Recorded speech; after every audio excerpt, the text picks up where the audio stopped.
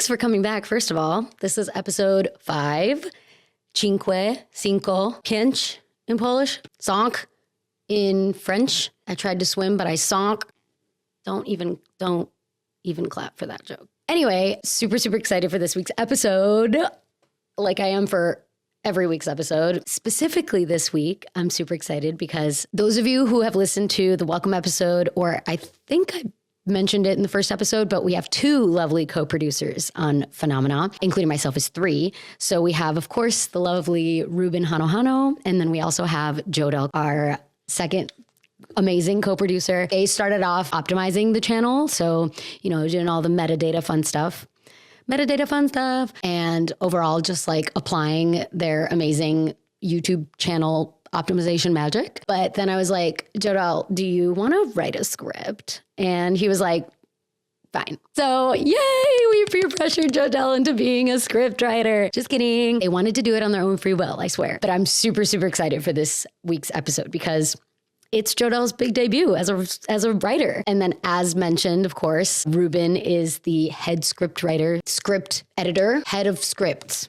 We'll workshop that. They make sure that all of the scripts are good and ready for me to cold read because I always cold read all my scripts. So anytime I print them out, I'm literally just like, I walk out of there like, these are my little notes, but I walk out of there like this. And people at the Staples are always like, what is this girl doing? Like, she can't look at what she printed. I was like, trust me, this is for a bigger project. But before we go into the amazing script for this week, hashtag 3 CEOs at Phenomena, just really quickly, apparently people are having a hard time seeing with their eyeballs that this is indeed what it looks like, which is a Sieg Heil Nazi salute. So just getting that out of the way in case anyone needed any clarification. That's exactly what it is. And yeah, we don't support that on this channel, as you shouldn't if you are a decent human being. Anyway, also super exciting news. We started a Patreon. Yes, that's right. A Patreon, if you will. It sounds to me, honestly, like Patreon is like patriarchy. And so it's kind of like sugar daddy. So it's sugardaddy.com. Don't go there. Go to Phenomena's Patreon, Phenomena Cases, of course, because Phenomena's taken like it normally. I really need to track down this person who took the Phenomena name off of all the platforms. Just got to the game too late, whatever. It's fine. But yeah, we have only one tier so far, the $5 a month. Mainly it's to support, as we are obviously a small channel. We just started not that long ago. So we are working our way up. We're working our way toward, getting big and famous, obviously. But as of right now, if you like the content that I'm putting out every week and you want to support this show monetizationally, is that a word? It's $5 a month. And then I also will post like the little clips that I cut into reels every week to add promo reels. Apparently you shouldn't post like 17 reels a day. It's like bad for the algorithm. The AI doesn't like it. So I am just going to post any reels that I end up cutting onto that Patreon and we can have like fun, silly conversations there. It would just mean a lot to me. Really appreciate it. Anyway, super exciting moment because I feel like we are stepping in the right direction. As a content creator, this is the next chapter. Anyway, oh my God, let's dive in, shall we? This is episode 5. All right, the Tromp family road trip from hell. Tromp, not to be confused with Trump. Nope, I would also feel like I was living in hell if Trump was in my family. Thankfully, this is the Tromp, Tromp family. All right, let's get started. Road trips are fun. Well, sometimes. Many of you can probably relate to the feeling of being trapped in a vehicle with friends or family, desperately waiting to reach that final destination. I know that feeling all too well. The feeling of needing to pee, but you feel like you can't stop your friend's dad from driving to your friend's lake house, even though you really have to pee really badly. And then you don't know how to say, please, can we pull over somewhere? And you end up crying because you have to pee really bad.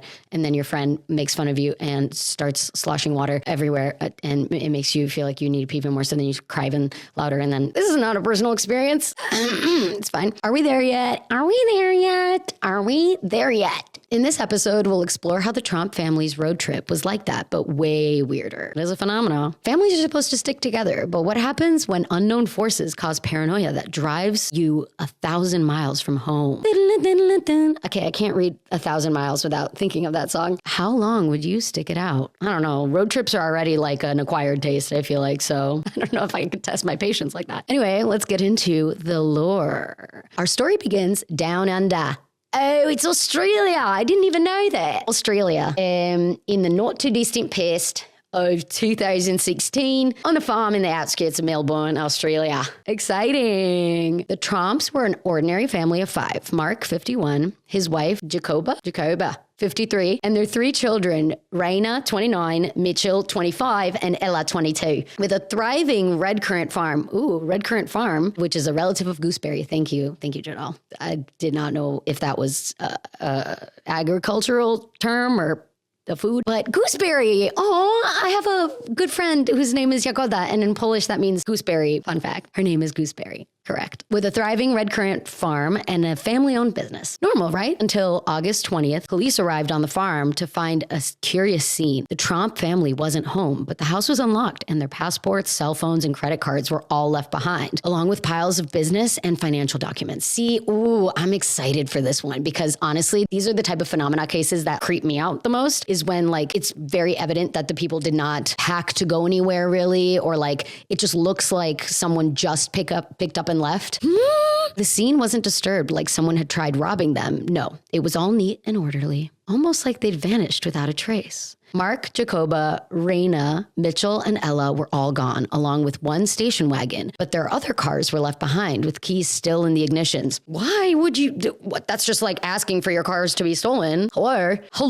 Oh my God, that actually makes sense here because we're in Australia. Were they abducted? Were they on the run from the law? Ooh, I mean, they definitely had to just pack up and leave. Here's what we know. Day 1, Monday, August 29th, Law and Order. Dun, dun. I'll add that. With little warning, the family voluntarily fled their home and headed north. Well, there goes the abduction theory. Okay. Mark and Jacoba were convinced someone was out to kill them and take their money.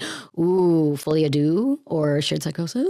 In an attempt to get their family to safety, they rushed them all out of the house and onto the open road. Mitchell, their middle child, appeared to be the only one in the family not buying their parents' paranoia. He held onto his phone and later said that he went along to ensure that they would all be safe. Oh, he was like, okay, let me make sure that like my parents don't like go off the deep end here. Fair. Thank you. Good call. However, 30 kilometers, I don't know what that is in miles because I'm American, or I live in America at least.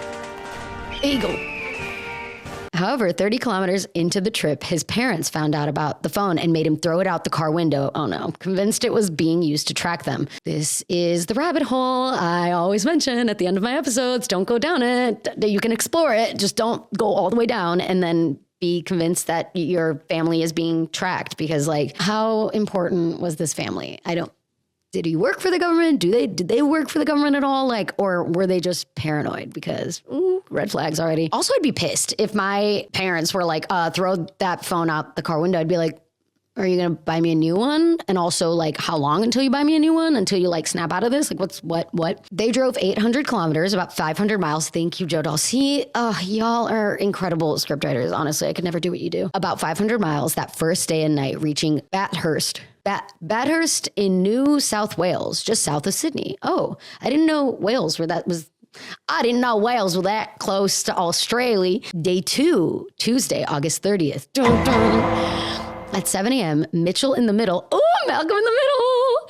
Wait, such a good show. Frankie Muniz, if you're watching this, see, I got it right that time. Mitchell in the middle had it up to here with his parents' strange behavior and abandoned the trip. Oh, okay, good for you. Stand up for yourself. Mitchell, establish boundaries. We love to see it. He began his journey home via trains by way of Sydney. The rest of the family headed southeast. Oh, I want to know, I wonder if there was an inciting incident, but it sounds like all these little things, like them making him throw his cell phone away or maybe him throwing his cell phone out the window for him. Yeah, just little things kind of led up to this bubbling over and him just being like, actually, I wanted to make sure you guys were fine, but I don't care anymore, so bye. But doesn't he have like younger siblings? Well, they're like 29 and 22. So not like kids, which is good. The rest of the family headed southeast to the Jenolan Caves. I've never heard of those. Popular tourist spot in the mountains where the 2 sisters also decided they had enough and separated from the parents. Ooh, Ooh, now it's just the mom and dad, Jacoba and Mark. Okay, well, I'm glad there weren't children involved that were like being held against their will by their parents. Cause like at that point, what are they going to go grab a train fare? Like at least they could do that. They wouldn't be able to if they were kids is what I'm saying. With no obvious way, the two decided to try their hand at playing Grand Theft Auto, stole a car and drove south to Golban, now 189 kilometers, 117 miles from where they started. Did they go back then? Weren't they 500 miles away? That's when the girls reported their parents missing. Snitches? They were like, we asked if you wanted to come missing with us and now you're just gonna like snitch on us and let the 5-0 know? Come on.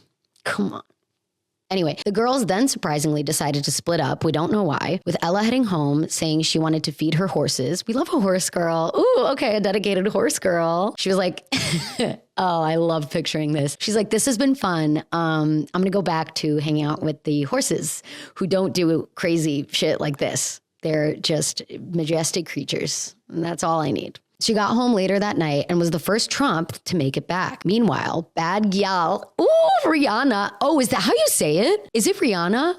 I've been saying Raina. Oh my God. Is this how I find out I'm a little dyslexic? Anyway, her name is Rihanna. Come on, thank you for adding that in there, Jodal. I would have never caught my mistake. And then you probably on the writer's react, which will hopefully be something that we offer on the Patreon in the future, would have been like, bitch, it's Rihanna. Okay. Meanwhile, bad gal, Rihanna tried her luck by stowing away in the back of a utility vehicle. Ooh. She was discovered by the driver when he felt a kick to the back of his seat. Well, that'll do it. He described turning around and the shock of seeing two legs stretched across the back between his seat and the floor. By his description, Rihanna was in a catatonic state, unable to provide any personal details or identify where she was. Your mind's in the stereo. It's like the darkness is alive. Oh, it's alive? I never knew that was the lyric. I thought it was darkness is alive, but that doesn't make any sense. Whatever. He called the police and she was taken to the hospital. He called the police and she was taken to the hospital where she was treated for stress-related issues. Ooh, okay, whoa. She just kind of like went into a state of psychosis or catatonic, which means like she probably couldn't hear anyone talking or just shock, I guess. Day 3, Wednesday, August 31st. Dun, dun. Mitchell finally arrived to the family home in the morning while police searched the Janolan Caves area for their parents. But or nor, it literally is written or nor. I watched Norse Ferrari tour. Did you see that? Has anyone seen that meme? I'll post it. The parents weren't there. They had already made their way 600 kilometers, again with the kilometers, 372 miles, thanks Jodel, southwest of the town Wangaratta.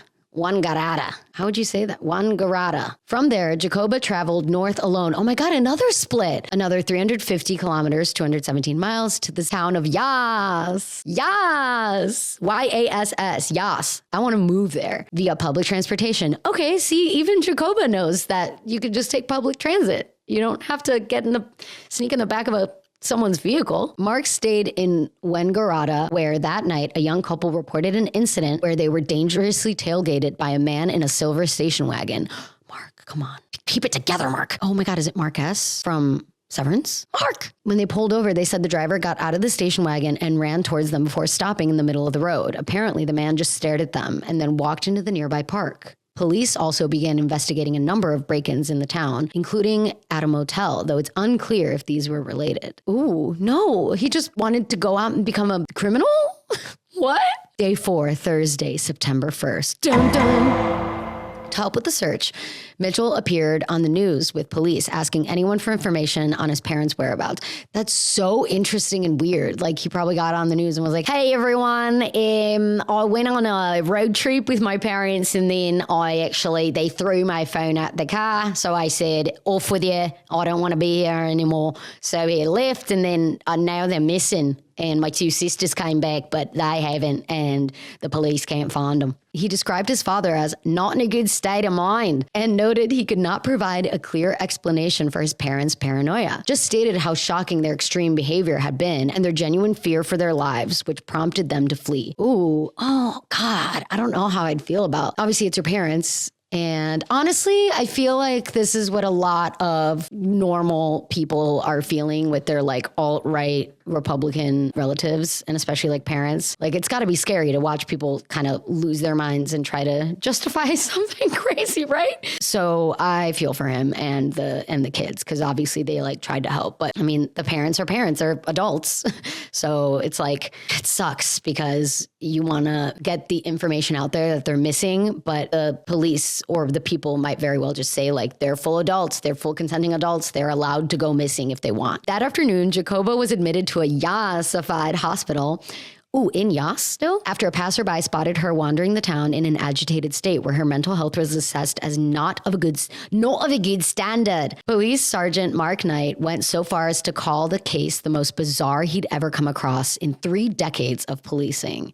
All right, well, everyone's completely normal here. We've never seen anything like it. Never. Day 6. Wow, this is already day 6. We skipped day 5, but it's fine. More of the same. Day 6, Saturday, September 3rd. Dun, dun.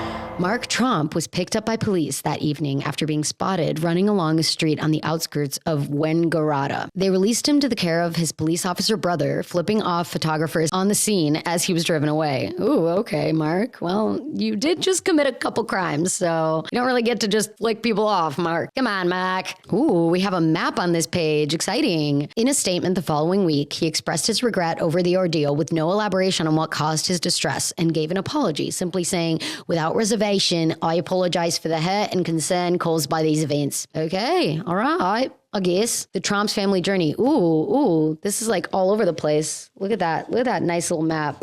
Love. But like you can see it's kind of all over the place. Like it just doesn't really follow. It appears to be going in a triangular fashion, kind of south of Sydney here. Oh, north of Melbourne, actually. Police do not believe there was any real threat to the family, but what do police know, honestly? Sergeant Knight, who knows the family, said he was sure that this was just a massive meltdown. Oh, I mean, what was Trump elected as the 47th president of the United States of America or something? In the end, the Trumps have kept a low profile in the 9 years since the ordeal and have seemingly returned to work and their regular lives. So if you're in the mood for red currants, give them a call. Ella was charged with car theft, but the charges were eventually withdrawn through the understanding of the vehicle's owner. Hey, so just like a cheeky little road trip involved some crime and stealing of cars in catatonic states, but they just kind of like came back together and were like, let's pretend that didn't happen.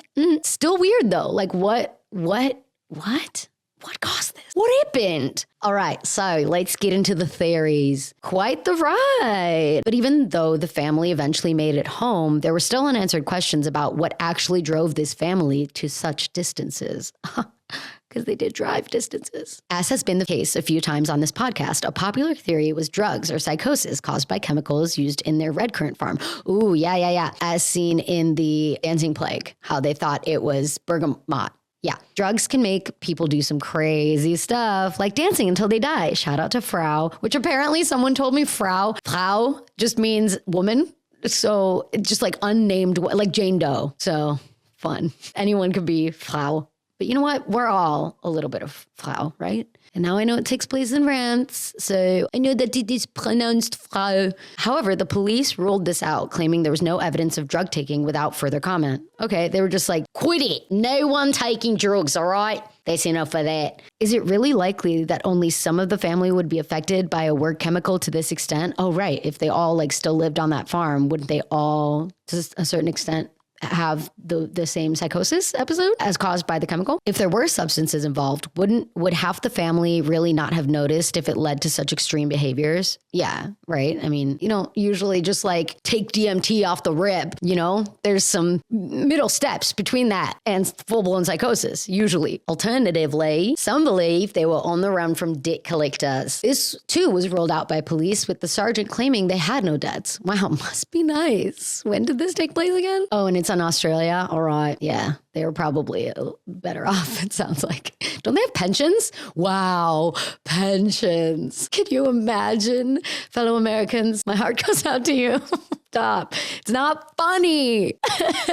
It's a coping mechanism. Okay. If they were running from debts, would they really flee the farm with their financial documents, bank cards, and IDs out for anyone to steal? Could they have gotten in too deep with a multi-level marketing MLM scheme? Ooh, MLM schemes, always the prevalent villain. Maybe the debt they owed was to a supernatural entity. The notion of a deal with the devil or owing some kind of spiritual debt is a recurring theme in folklore. Obviously, that can't be substantiated, so the police wouldn't be able to investigate a claim like this. Boo. Get the paranormal, why can't I say that word? Paranormal investigators on the case. Jesus. If you've played Baldur's Gate, you know Raphael is going to collect his debt no matter what. Yeah, Jodel is going to start a Twitch channel and YouTube channel of him streaming video games. So for all you video game nerds out there, that is for you. I don't and have not played Baldur's Gate, but Raphael's out here collecting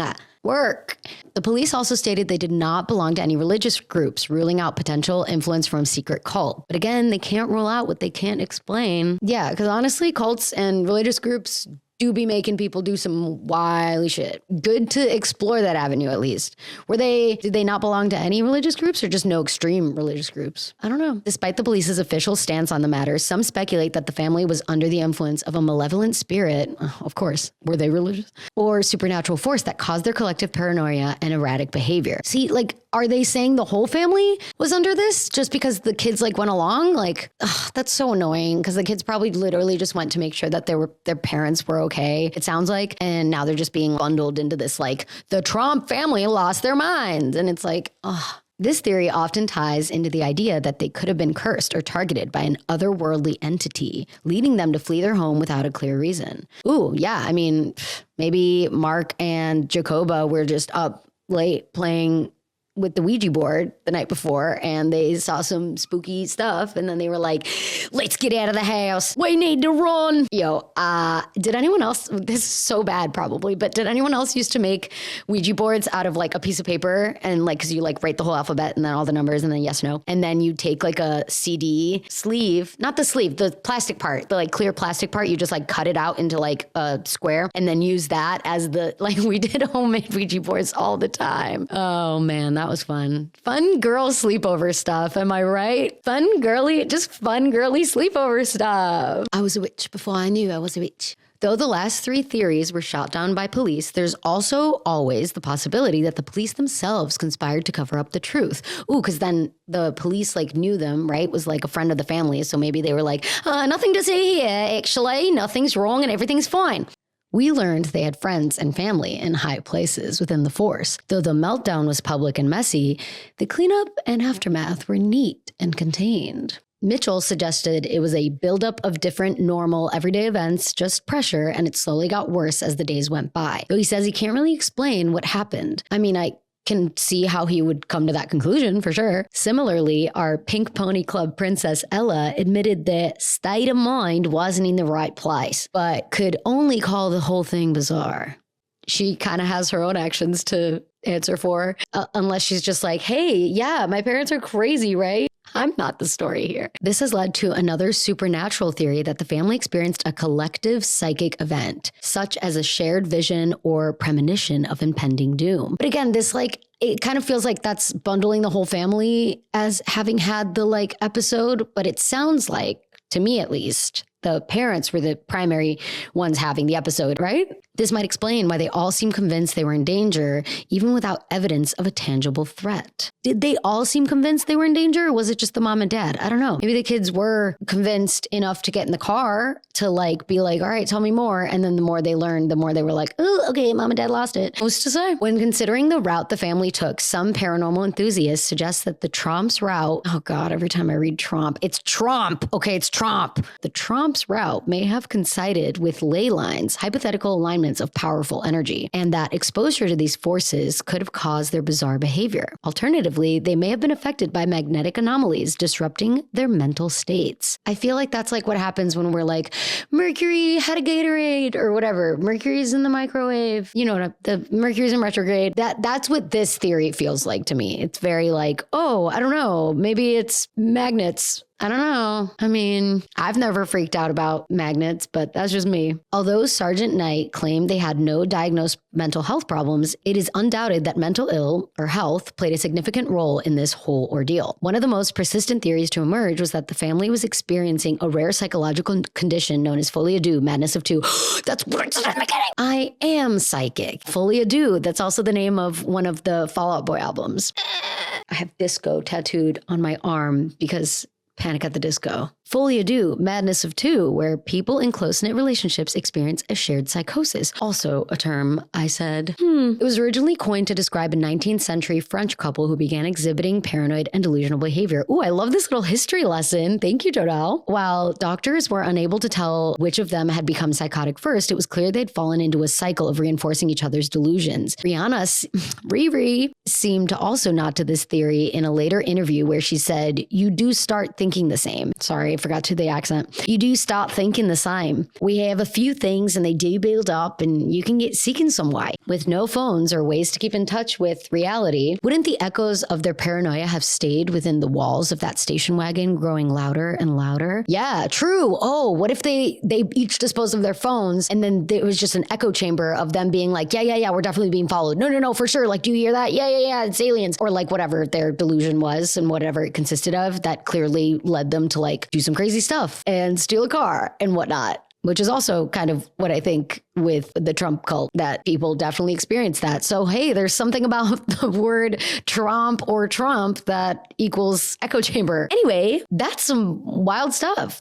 I love all like folie à deux theories. Well, because folie à deux, the theory of folie à deux is actually just the observation of like clearly, like you said, Jodelle, there's a mental illness / like mental health problem going on. If you think that you're being followed and that you're being tracked, because like, again, that's what I want to know. Are they important at all? Because that's the other thing. So many people are like, bro, we're being tracked. And it's like, do you have anything of importance for anyone to know? Or is it just memes in like screen recordings and like random photos of you and your cat? Are you an important person at all? What would the reason be behind the government or whoever you think is tracking you to do that? But yeah, I'm wondering if like Mark came up with something and Jacobo was like, yeah, you might be onto something here. Or like if Jacobo was just like kind of like egging him on, or they were egging each other on, and especially in the echo chamber of that station wagon. Yeah, you can get yourself to some pretty crazy places. So in closing, as with any good trip, we've now reached the end. And although the folie à deux is a probable explanation for how this trip went completely off the rails, we're still lost without a map in trying to understand what actually started this echo chamber of paranoia and fear in the family in the first place. Could the day-to-day challenges of working on a red currant farm have actually been that bad? Does Melbourne PD have any other answers buried under paperwork? Or did the devil take their minds in exchange for their farm? What did they have on that farm that was like, besides red currants? Are red currants a valuable currency for the devil? I don't know.